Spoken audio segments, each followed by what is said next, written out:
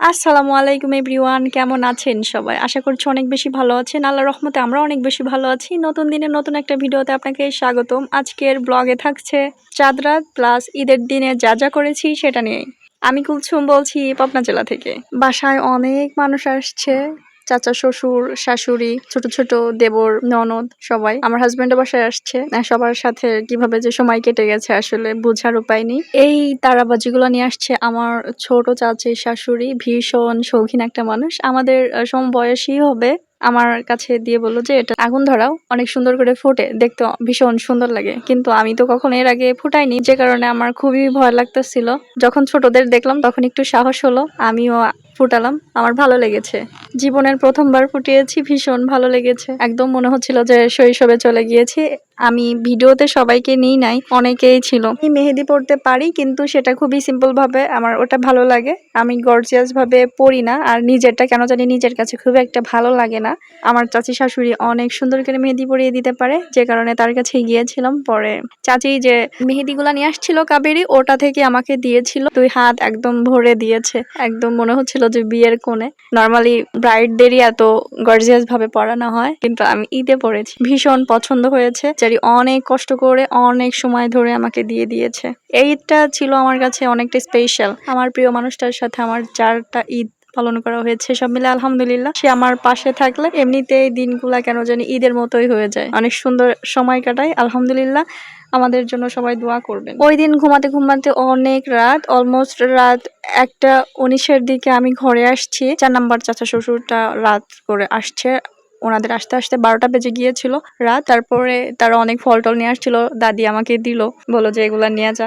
লিচুগুলা নিয়ে আসছি, আমও নিয়ে আসছিলাম, বাট ওটার ভিডিও করা হয়নি। সকালবেলা ঘুম থেকে উঠেই দেখি যে আমার শাশুড়ি মায়ের মাংস রান্না করা হয়ে গিয়েছে, সাদা ভাত রান্না করেছে। আমার হাজবেন্ড বলেছিল সেমাই যেন সকালবেলা রান্না না করা হয়, ঝাল ঝাল কিছু যেন রান্না করা হয়, যাতে খেয়ে নামাজ পড়ে আসতে পারি। গতকাল ঘুমাইতে ঘুমাইতে রাত অনেক হয়ে গিয়েছিল, যে কারণে সকালবেলা আমি কিছু টের পাইনি। তারপরে তাড়াহুড়া করে উঠে আমার হাজবেন্ডকে নামাজ পড়ার জন্য একদম তৈরি করেও দিয়েছি, সে আমাকে ঈদ সালামিও দিয়ে গিয়েছে। তারপরে ওরা নামাজ পড়তে চলে গিয়েছে। তারপর আমিও অল্প একটু খাওয়া দাওয়া করেছি, সাদা ভাত আর মাংস। দেন গোসল করে আমি একটা পুরাতন জামাই পরেছিলাম।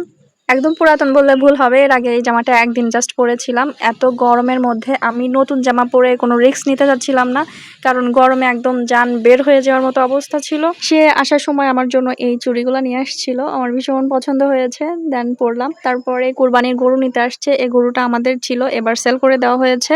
বাড়ির পাশের লোকেরাই কিনেছিল, যে কারণে এ কয়েকদিন আমাদের বাসায় ছিল। নামাজ পড়া শেষে একে নিতে আসছে সবাই মিলে, এখন ওকে নিয়ে যাওয়া হবে।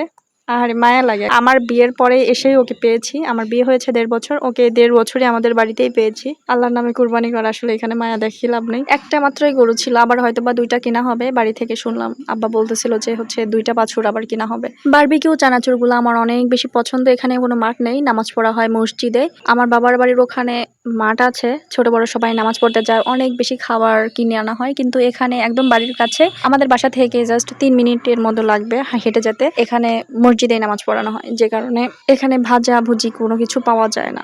আমাদের ঈদের দিন খুব একটা বাইরে যাওয়া হয় না, শ্বশুর বাড়ি থাকলে তো যাওয়াই হয় না। ওই বাড়িতে আমি 2টা ঈদ করেছি এবছর দিয়ে, তো 2টা ঈদেই দেখা গেছে যে সারাটা দিন বাসায় বসে থাকা, কোথাও যেহেতু যাবো না, এই জন্য ওই জামাটাই পরেছিলাম যেন গরমটা একটু কম লাগে। দেন ওরা নামাজ পড়ে চলে আসছে, আসার সময় আমার জন্য চানাচুর নিয়ে আসছিল। এই বারবিকিউ চানাচুর গুলো আমার অনেক বেশি পছন্দ। আমার শাশুড়ি মা সেমাই পরে রান্না করেছিল, ইভেন খিচুড়িটাও একটু পরে রান্না করা হয়েছিল। দাদি শাশুড়ি ডেকে বললো যে এই সেমাই খা, পরে নিয়ে আসলাম সেমাইটা। দেখি কিসমিসের পরিমাণ অনেক কম দিয়েছে, পরে বললাম আমি তো কিসমিস ছাড়া খাবো না। দেন অনেকগুলা কিসমিস এনে দিয়েছিল, আমি জাস্ট মজা করে বলেছিলাম। তারপর অল্প একটু সেমাইও খেয়েছি, পুরোটা খেতে পারিনি, কারণ আমি মিষ্টি খুব একটা খেতে পারি না। যদিও আমার মিষ্টিটা অনেক পছন্দ, বাট খুব বেশি একটা মিষ্টি খেতে পারি না। গরমে জীবন বের হয়ে যাচ্ছিল। এই কোন আইসক্রিমটা এনে দিয়েছিল আমার হাজবেন্ড গতকাল, এখন বের করে খাইলাম, শান্তি। সবাই ভালো থাকবেন, ভালো রাখবেন ভালোবাসার মানুষদেরকে। দেখা হবে নতুন কোনো ভিডিওতে। আল্লাহ হাফেজ।